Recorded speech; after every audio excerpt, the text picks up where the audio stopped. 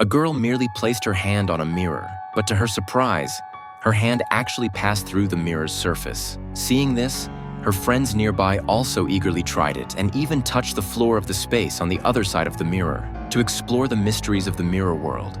John started recording with his phone and extended it into the mirror. What shocked them was that the mirror actually reflected a room identical to the one in reality.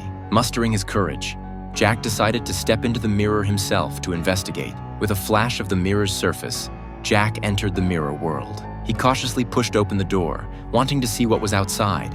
However, as soon as he stepped out of the house, Jack heard the sound of laughter. He carefully approached and, to his surprise, saw himself and his friends barbecuing in the yard inside the mirror. Jack quickly recorded this incredible scene with his phone and then hastily fled the mirror world. His friends were all shocked by Jack's description. To further explore this mysterious space, they began testing the passage of time inside and outside the mirror. Surprisingly, only 10 seconds had passed outside, while half an hour had already elapsed inside the mirror. From this, they concluded that the flow of time on both sides of the mirror differed by a factor of 180. At this moment, Jack rushed into the mirror again. David followed closely behind, wanting to catch up with him.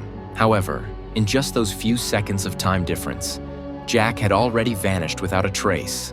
Faced with an empty room, David had no choice but to return to the real world in resignation. Before long, Jack came back as well. When they entered the mirror hand in hand, the two finally reached the same space. This indicated that there were countless time and space dimensions within the mirror world. Eventually, they discovered that by simply setting the mirror upright, they could close this passage through time and space. Realizing the mirror's magical power, they thought of a way to get rich. They would enter the mirror world, steal other people's wallets, and then go on crazy shopping sprees until they had spent all the money. In this way, through repeated trips, various luxury goods gradually filled the room.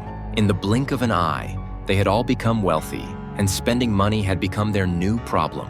Looking at the mirror, John suddenly had a new idea. He wanted to use the mirror's time and space to find his father, who had committed suicide due to corruption. So he began frantically trying, entering one time and space after another. Finally, after countless jumps, John found a parallel world where his father had chosen to turn himself in instead of taking his own life. John, who had traveled through time, finally saw his long-lost father in prison.